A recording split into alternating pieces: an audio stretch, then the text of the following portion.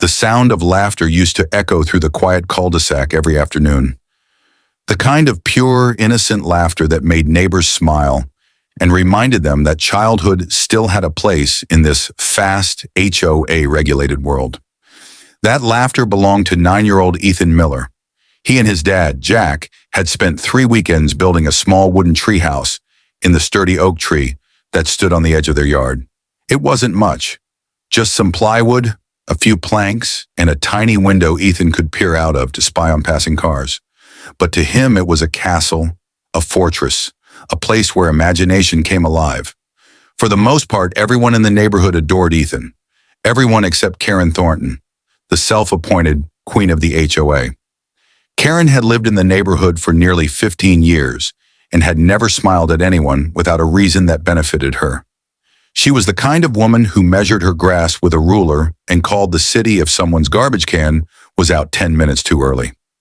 She prided herself on being the protector of HOA standards, which in her mind meant controlling everyone else's happiness.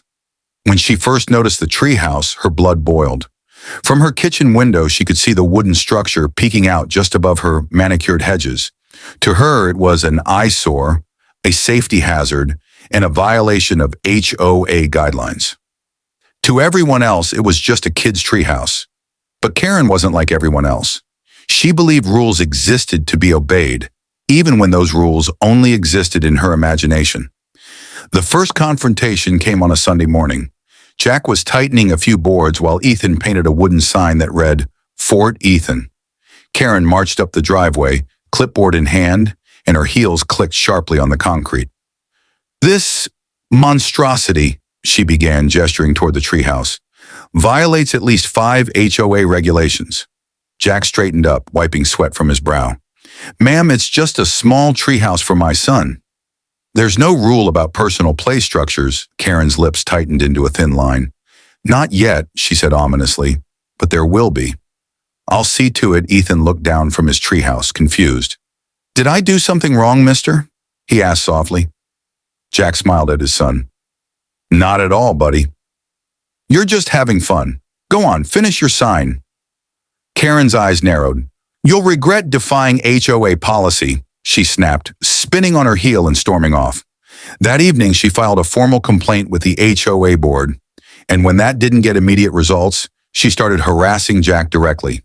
She left nasty notes on his door, took pictures of his backyard from the street, and even called the local police claiming a dangerous structure had been built too close to property lines. But every officer who came out just laughed and told Jack to have a good day. The more she failed, the angrier she became. It wasn't about the treehouse anymore. It was about control. Karen wasn't used to losing, and the sight of that treehouse became a personal insult. She couldn't stand the idea that a single father and his little boy had ignored her authority. 3 days later, something unimaginable happened. It was late afternoon when Ethan asked his dad if he could go outside to play in the treehouse. Jack nodded. He was inside making dinner. The smell of sizzling steak filled the air as the warm orange glow of sunset washed over the yard. And then, there was a loud crack, followed by another. Jack froze. He rushed out the back door just in time to see Karen, in broad daylight, standing at the base of the oak tree with a chainsaw in her hands. Her face was twisted with fury, her hair wild from the wind. She was actually cutting into the tree, screaming something about neighborhood standards and law and order. "Karen, stop!" Jack yelled, sprinting across the yard. But it was too late. The final cut gave way. The support beam split, and the small treehouse tilted violently. Ethan screamed as it lurched sideways, splintering apart. Jack dove forward, trying to catch his son as pieces of wood and paint rained down. Ethan hit the ground hard, crying out in pain. Jack dropped to his knees beside him, heart pounding, eyes wide with horror. Karen froze. For a moment, she seemed shocked by what she'd done. But then her expression turned cold again. "I warned you," she said, raising her chin. "Maybe now you'll learn to follow the rules." Jack was shaking, both with fear and rage. "You hurt my son," he whispered, his voice trembling. "You actually—" Before he could finish, he was already pulling his phone from his pocket. His hands were shaking as he dialed 911. Karen crossed her arms. Go ahead, she said smugly. I'll tell them the truth, that this structure was illegal. You're the one who endangered him, not me. But when the sheriff's deputies arrived, her story started to fall apart fast. The flashing red and blue lights painted the quiet street in chaos. Neighbors peeked from their windows, drawn by the noise of sirens and shouting. Jack was kneeling beside his son, his hands shaking as he pressed a towel against Ethan's scraped arm. The boy was conscious but crying softly. The kind of cry that came from more than pain. It came from fear and confusion. Two deputies rushed over, one kneeling beside Ethan while the other approached Karen. She stood near the fallen treehouse, chainsaw still in her hand, her expression a twisted mix of pride and irritation. "Ma'am, put that down, now!" Deputy Harris commanded, stepping toward her. Karen frowned. "Excuse me? Do you have any idea who I am? I'm the head of the HOA board, and that structure was illegal. I was simply enforcing neighborhood safety rules." Harris exchanged a look with his partner, Deputy Ruiz, who had already radioed for an ambulance. "You were enforcing the law with a chainsaw?" Harris asked dryly. Karen's face turned red. "It's called initiative." That man ignored every notice, every HOA directive. "I had no choice." Jack stood up suddenly, fury in his eyes. "No choice! You attacked a tree with my kid in it.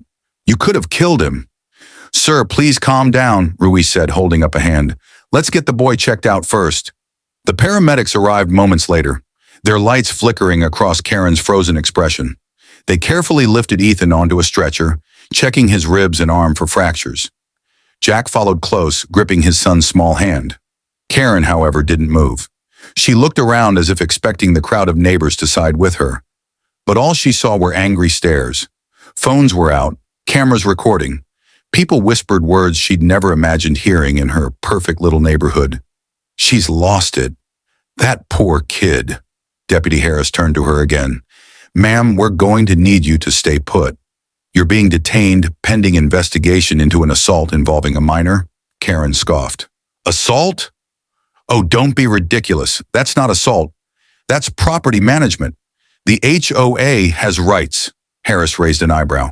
"The HOA does not have the right to endanger a child. You do realize you're holding a running chainsaw, correct?" Karen's confidence began to waver, just slightly. She finally looked down at the tool in her hand, the very symbol of her madness. "He shouldn't have been up there," she muttered, quieter now. "Doesn't change what you did," Harris replied. "Turn around, please." As the metallic click of handcuffs locked around her wrists, Karen gasped. "You can't do this to me. I am the HOA." "No, ma'am," Harris said firmly. "You're a resident under arrest." The crowd watched in stunned silence as the woman who had terrorized the neighborhood for years was led to the back of a patrol car. But the situation was far from over.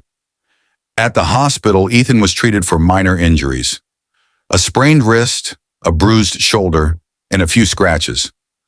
The doctors said he'd be fine after some rest, but the emotional damage was harder to gauge.